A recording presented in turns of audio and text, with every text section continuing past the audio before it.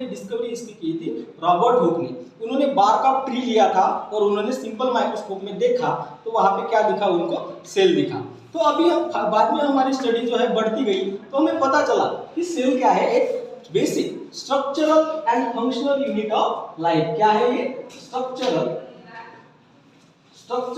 And functional unit of life. यानी कि cell जो है हमारे मतलब हमारे यहाँ जो खुद से एक काम कर सकती है, ठीक है, तो उसे हम क्या बोलेंगे? सेल बोलेंगे, ठीक है। तो सेल कहाँ कहाँ प्रेजेंट होती है? सेल जो है all organism made up of cell. For example आपने आर.एच. व्हिटेकर का क्लासिफिकेशन देखा होगा।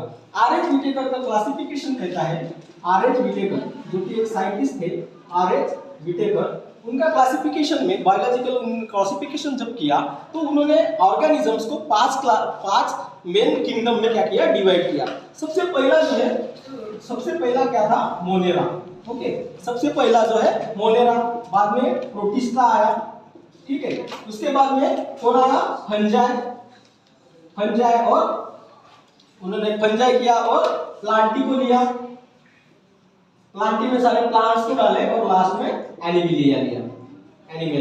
तो ये सारे उन्होंने क्या लिए? किंगडम लिए, ठीक है। तो ये सारे जो किंगडम लिए तो इसमें जो है ये सारे किंगडम बनाए तो सब जो है सेल के बेसिस पे काम करते हैं, सब में सेल जो है वो प्रेजेंट होती है। फॉर एग्जांपल जब हम बात करते हैं तो मोनेरा और प्रोटिस्टा ये दोनों क्या है? यूनिसेलुलर है। यूनिसेलुलर यानी क्या? कि वो सिंगल सेल से बने होते हैं, ठीक है। और बाकी के जो है फंजाई हो गया आपका, या प्लांटी या एनिमलिया, ये क्या होते हैं? सारे मल्टी सेलुलर होते हैं। तो आप देखेंगे मोनेरा और प्रोटिस्टा, अब ये सर आप बोलेंगे सर कि ये दोनों तो यूनिसेलुलर है तो दोनों को अलग अलग क्यों किया, एक में क्यों नहीं रखा? तो ये जो होते हैं ये यूनिसेलुलर मोनेरा जो है यूनिसेलुलर प्रोकैरियोटिक होते हैं, प्रोकैरियोटिक, और ये होते हैं यूकैरियोटिक।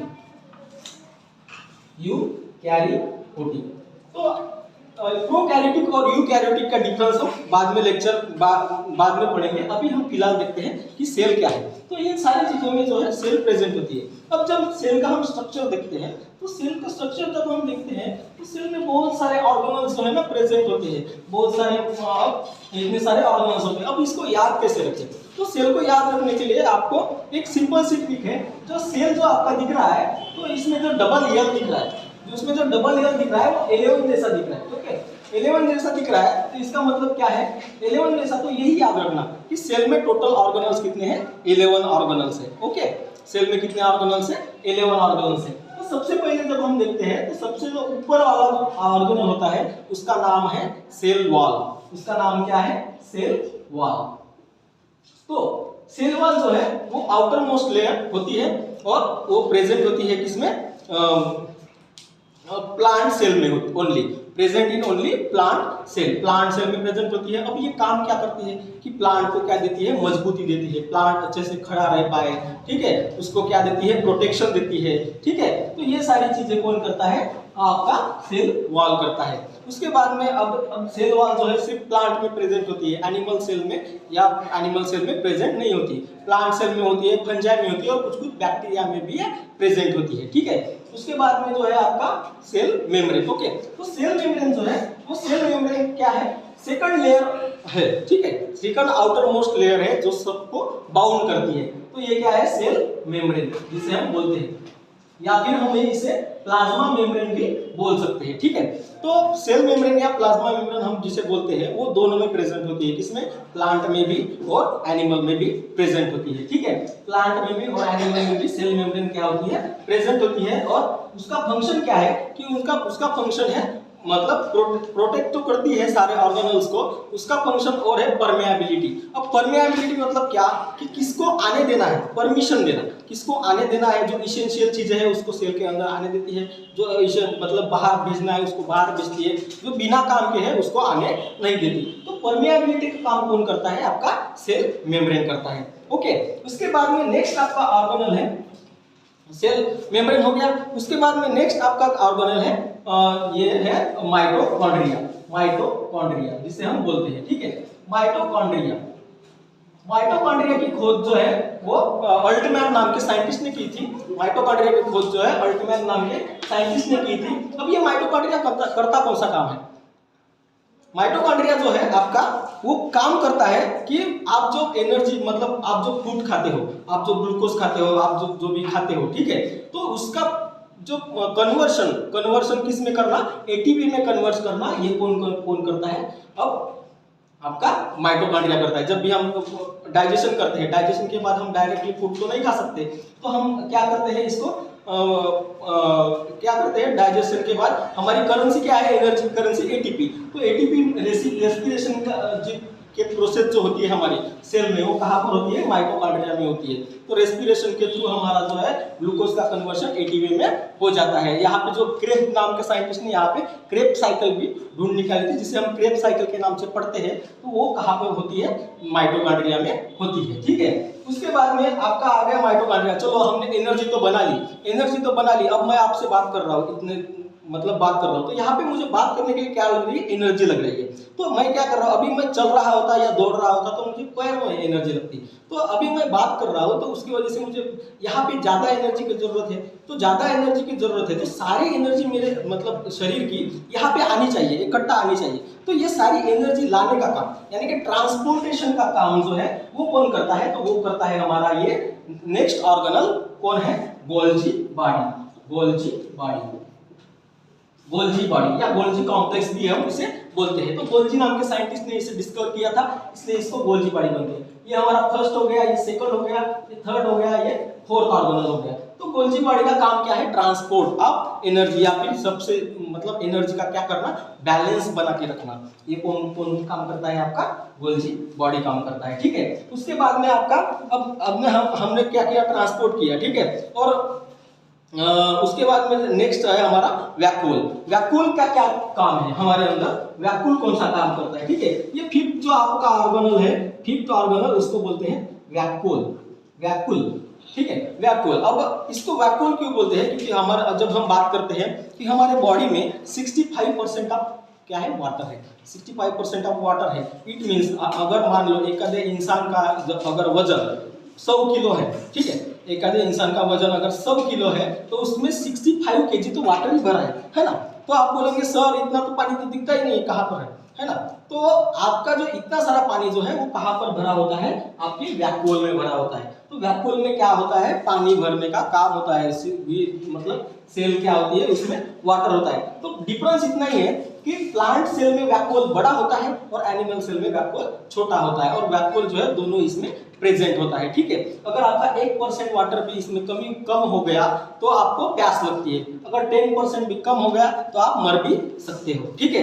तो ये हो गया आपका वैक्यूल के बारे में। अब वैक्यूल के बाद में है आपका नेक्स्ट ऑर्गेनल है सेंट्रोसोम। तो सेंट्रोसोम जो है वो सेंटर में प्रेजेंट होता है। ऑब्वियस है सेंट्रोसोम कहाँ प्रेजेंट होगा? सेंटर में। तो ये सिक्स्थ आपका ऑर्गेनल है जिसका नाम है सेंट्रोसोम। तो सेंट्रोसोम का काम क्या है? सेंट्रोसोम का काम है डिवाइड करना, सेल को क्या करना? डिवाइड करना। किसी भी अगर आपकी सेल है, मान लो आपकी सेल है, तो उसको क्या करना? डिवाइड। अब आप हम एम्ब्रियो थे, हम छोटे से बच्चे थे, तो छोटे से इतने बड़े जब हो गए तो हमारे अंदर क्या प्रोसेस चल रही है? कंटिन्यूअसली सेल डिवीजन चल रहा है। सेल डिवीजन की वजह से हमारे कितने सेल्स जो है वो झड़ जाते हैं। तो हमारे अंदर सेल डिवीजन की वजह से हमारा डैमेज भी हो गया तो रिपेयर हो जाता है, ठीक है। तो सेल डिवीजन हमारे अंदर चलता रहता है। तो ये काम कौन करता है? सेंट्रोसोम करता है। हमारे जो ब्रेन सेल्स होते हैं, जिसे हम नर्वस सेल बोलते हैं, न्यूरॉन सेल बोलते हैं, उसमें सेल डिवीजन नहीं होता, क्योंकि उसके अंदर जो है आपका प्रेजेंट सेंट्रोसोम प्रेजेंट नहीं होता, ठीक है। तो और अब देखोगे अगर सेल डिवीजन आपका होता है तो सेल डिवीजन अगर आप बोलते हो कि कैंसर हो गया, कैंसर क्या है? कि अनवांटेड ग्रोथ ऑफ सेल। अगर बहुत सारे आपके सेल में ग्रोथ हो रही है, बहुत ज्यादा, एक की जगह 100 सेल बन रहे हैं, तो उसको हम कैंसर बोलते हैं। तो हर जगह पे मतलब डिवीजन होता है, तो उसकी वजह से ये हो सकता है। लेकिन नर्वस सिस्टम में, न्यूरॉन सेल में ये सेल डिवीजन नहीं होता। तो हमें फिर ये कैसे हो जाता है कि ब्रेन ट्यूमर कैसे हो जाता है? तो ब्रेन ट्यूमर में 10% जो है आपकी ग्लियल सेल होते हैं। तो ग्लियल सेल जो है आपके क्या करते हैं, वो उसमें जो है सेंट्रोसोम प्रेजेंट होता है, उस वजह से हमें कैंसर भी होता है। ठीक है, तो ये हो गया आपका नेक्स्ट ऑर्गेनल सेंट्रोसोम के बारे में। उसके बाद में है आपका एंडोप्लाज्मिक रेटिकुलम, जिसे शॉर्टकट में ईआर भी बोलते हैं। तो ये क्या है, ईआर है, ईआर। ये 6 नंबर का हो गया, ये 7 नंबर इसे हम दे देते हैं। एंडोप्लाज्मिक रेटिकुलम, तो एंडोप्लाज्मिक रेटिकुलम भी हमारे पास 2 टाइप के होते हैं। आप देखो, अब इस तरीके का एंडोप्लाज्मिक रेटिकुलम हमने बनाया, तो यहाँ पे देखो, तो एक साइड है वो रफ है, एक साइड क्या है, रफ है, और दूसरी साइड जो है वो स्मूथ है। तो इसे बोलते हैं smooth endoplasmic reticulum, smooth endoplasmic reticulum, और इसे बोलते हैं रफ एंडोप्लाज्मिक रेटिकुलम। ठीक है, तो स्मूथ एंडोप्लाज्मिक जो है वो क्या बनाता है, आपका लिपिड को प्रोड्यूस करता है। लिपिड जो है हमारा एक बायोमोलिक्यूल है, उसको प्रोड्यूस करता है। उसके बाद में रफ वाला जो है वो रफ क्या करता है, प्रोटीन को प्रोड्यूस करता है। ठीक है, प्रोटीन को प्रोड्यूस करता है, तो प्रोटीन को वैसे ये प्रोड्यूस नहीं करता, तो इसके ऊपर जो है ना वो लगे होते हैं क्या, राइबोसोम्स। इसके ऊपर क्या लगे होते हैं, राइबोसोम्स। तो नेक्स्ट हमारा ऑर्गेनल है क्या, राइबोसोम। 7-8 नंबर का जो है हमारा है राइबोसोम्स। अब देखो, राइबोसोम हमारे बॉडी के अंदर प्रेजेंट होते हैं, मतलब कहाँ पे, एंडोप्लाज्मिक रेटिकुलम के ऊपर जो रफ साइड है उसमें राइबोसोम होते हैं। राइबोसोम का फंक्शन क्या होता है, टू मेक प्रोटीन, वो प्रोटीन को बनाता है। ठीक है, प्रोटीन को बनाता है। प्रोटीन को कैसे बनाता है, तो राइबोसोम में भी 2 तरह के राइबोसोम होते हैं। एक होता है 70S राइबोसोम और एक होता है 80S राइबोसोम। सर ये एस क्या है ना, आप बोलोगे एस क्या है, तो एस है सेडिमेंटेशन कोएफिशिएंट। आप जब भी देखोगे कि अगर कोई 2 चीजें हैं, तो आप अगर दोनों चीज को एक साथ फेंक रहे हो, एक हल्की है एक थोड़ी भारी है, तो भारी वाली चीज क्या जाएगी, थोड़ा जल्दी नीचे जाएगी। ठीक है, तो ऐसा ही इसमें होता है, इसमें भी अब एक ऐसा सेडिमेंटेशन कोएफिशिएंट लेते हैं और उसके ऊपर से बायोलॉजिकल कुछ प्रोसेस होती है। ठीक है, तो जो सबसे ज्यादा मतलब नीचे जाएगा जल्दी, वो क्या होगा, वो भारी होगा। तो ये आपका 80S वाला जल्दी आता है, तो ये प्रेजेंट होता है। ये इस प्रोसेस को क्या बोलते हैं, सेडिमेंटेशन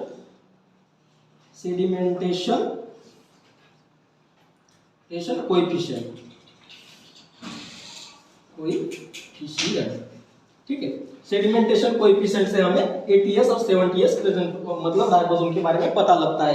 तो आपको 70S जो है वो कहाँ पर होता है, प्रोकैरियोटिक ऑर्गेनिज्म में, कैरियोटिक ऑर्गेनिज्म में प्रेजेंट होता है, और ये यूकैरियोटिक में प्रेजेंट होता है। ठीक है, तो 70S और 80S कहाँ पर होता है, 70S जो है प्रोकैरियोटिक में, 80S जो यूकैरियोटिक ऑर्गेनिज्म में प्रेजेंट होता है। यूकैरियोटिक ऑर्गेनिज्म यानी कि हम, प्रोकैरियोटिक ऑर्गेनिज्म में यानी कि ये छोटे वाले और मोनेरा वाले। ठीक है, तो उसके बाद में ये हो गया आपका राइबोसोम। उसके बाद में जो नेक्स्ट हमारा ऑर्गेनल है, उसके बाद नेक्स्ट हमारा ऑर्गेनल है जो है न्यूक्लियस। मोस्ट इंपॉर्टेंट जो है ये है न्यूक्लियस। ठीक है, ये है न्यूक्लियस, तो न्यूक्लियस है। ठीक है, ये 8 हो गया, ये हमारा 9 ऑर्गेनल, हम इसे कहते हैं न्यूक्लियस। तो न्यूक्लियस का फंक्शन क्या है, न्यूक्लियस का फंक्शन है कि कंट्रोलिंग ऑफ ऑल सिस्टम, मतलब सब पे कंट्रोल रखना। जो भी ऑर्गेनल्स है और उस सेल के अंदर प्रेजेंट है, तो उसको क्या करना, उसको मतलब उसके ऊपर क्या रखना, कंट्रोल रखना, इसका काम है, किसका, न्यूक्लियस का काम है। ठीक है, तो न्यूक्लियस के अंदर जो है आप देखेंगे तो उसके अंदर डीएनए, जेनेटिक मटेरियल प्रेजेंट होता है। डीएनए हो गया आपका या फिर आरएनए हो गया, ये उसके अंदर प्रेजेंट होता है। ठीक है, और आपका जो क्रोमोसोम है उसके मतलब क्रोमोसोम जो है, हम जब भी हमारी सेल डिवाइड करती है तो हमारा डीएनए जो है क्रोमोसोम फॉर्म में आ जाता है। क्रोमोसोम फॉर्म में आने की वजह से उसके अंदर क्या मतलब प्रोटीन, हिस्टोन प्रोटीन आ जाते हैं और हमारा मतलब डीएनए जो है वो दिखने लगता है। ठीक है, तो ये प्रेजेंट होता है किसमें, डीएनए के अंदर प्रेजेंट होता है। जैसे हम पेरेंट्स के जैसे दिखते हैं, माँ बाप के जैसे हम दिखते हैं, है ना, या फिर कोई आजा परदादा के जैसा दिखता है, तो वो किस वजह से दिखता है कि हमारा इस डीएनए के वजह से दिखता है। तो ये कहाँ पर प्रेजेंट होता है, बीच में प्रेजेंट होता है, इसे बोलते हैं न्यूक्लियस। हमारा नेक्स्ट 10th ऑर्गेनल है फिर लाइसोसोम। ये क्या है, लाइसोसोम है, तो 10th नंबर का हमारा ऑर्गेनल है लाइसोसोम। तो लाइसोसोम का फंक्शन क्या है, लाइसोसोम का फंक्शन, आप देखो हमारे रूम में बहुत सारा अगर कचरा पड़ा है, तो हमें कचरा निकालने के लिए कचरे वाली बाई आती है या आदमी आता है, वो कचरा मतलब बिना काम की चीज लेके जाता है। तो ये कचरा वाला ही है, मान लो ये क्या है, लाइसोसोम जो है कचरा वाला ही है। ये क्या करता है, अगर कोई ऑर्गेनल या कोई ठीक से काम नहीं कर रहा है, ठीक है, ठीक से काम नहीं कर रहा है तो वो क्या करता है, उसको उसके ऊपर इसके अंदर जो है हमारा हाइड्रोलिटिक एंजाइम प्रेजेंट होता है। ये क्या करता है, उसको उसके ऊपर स्प्रे कर देता है। हाइड्रोलिटिक एंजाइम स्प्रे करने की वजह से क्या होता है, हमारा जो ये जो है दूसरा ऑर्गेनल वो बिना काम का वाला मर जाता है और उसको मतलब डाइजेस्ट हो जाता है। मान लो किसी दिन ये हो गया कि सेल डैमेज हो गई या कोई भी ऑर्गेनल ठीक से फंक्शन नहीं कर रहा है, तो हम क्या करते हैं, उसको ठीक से अगर फंक्शन नहीं कर रहा है तो ये क्या करता है, लाइसोसोम खुद से फट जाता है, खुद से फट जाता है और क्या करता है, सारे उसका जो अंदर हाइड्रोलिटिक एंजाइम है वो सारे ऑर्गेनल्स के ऊपर फैल जाता है। उसकी वजह से सारी सेल जो है वो डेथ हो जाती है, यानी कि एपोप्टोसिस जिसे हम बोलते हैं वो प्रोसेस यहाँ पे हो जाती है। इसकी वजह से जो है क्लीनिंग का काम जो है इसमें हो जाता है। ठीक है, कभी कभी क्या होता है कि हमें कोई अगर जोर से मार दे डंडा वंडा तो कभी कभी हमारा ये जो है ना लाइसोसोम वही मर जाता है, तो हमारे ब्लैक ब्लैक हमारे कभी कभी स्पॉट हमारे मार की वजह से पड़ जाते हैं, क्योंकि वहाँ पे लाइसोसोम ही प्रेजेंट नहीं है, तो उसकी वजह से हमारे धब्बे जल्दी जाते नहीं है, क्योंकि वहाँ के जो डेड सेल है उसको खाने के लिए कोई नहीं है। बाद में कुछ समय बाद दूसरे सेल्स आते हैं और उसको लाइसोसोम प्रोवाइड करके उसको खत्म कर देते हैं। नेक्स्ट है हमारा लास्ट जो 10 नंबर का है उसको हम बोलते हैं प्रोटोप्लाज्म। प्रोटोप्लाज्म या फिर साइटोप्लाज्म जिसे हम बोल सकते हैं साइटोप्लाज्म।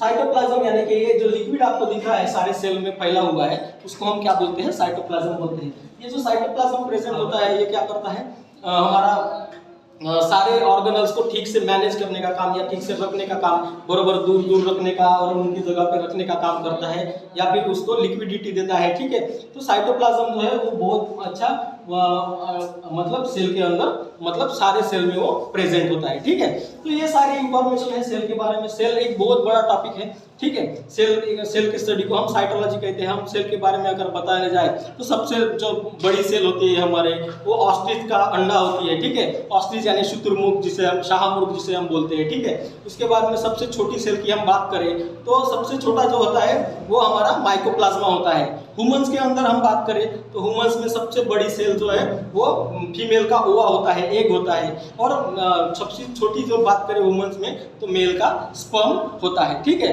उसके बाद में अगर और बात करें लॉन्गेस्ट सेल की तो हमारी लॉन्गेस्ट, अब देखो छोटी बड़ी तो हो गई, लंबी सेल, तो लंबी हमारे अंदर न्यूरॉन सेल प्रेजेंट होती है। ठीक है, उसके बाद में और देखें तो सेल के बारे में डिफरेंट मतलब और भी मतलब ये जो है हम हमारे टाइम की वजह से हम शॉर्टकट में ले रहे हैं, तो सेल के बारे में जितना भी पढ़ेंगे उतना क्या है कम ही है। ठीक है, तो इट इज हम क्या बोले थे, फंडामेंटल यूनिट ऑफ लाइफ। ठीक है, तो आपको उम्मीद है कि ये सारी सेल के बारे में जो मैंने चीजें बताई है वो आपको समझ में आ गई होगी।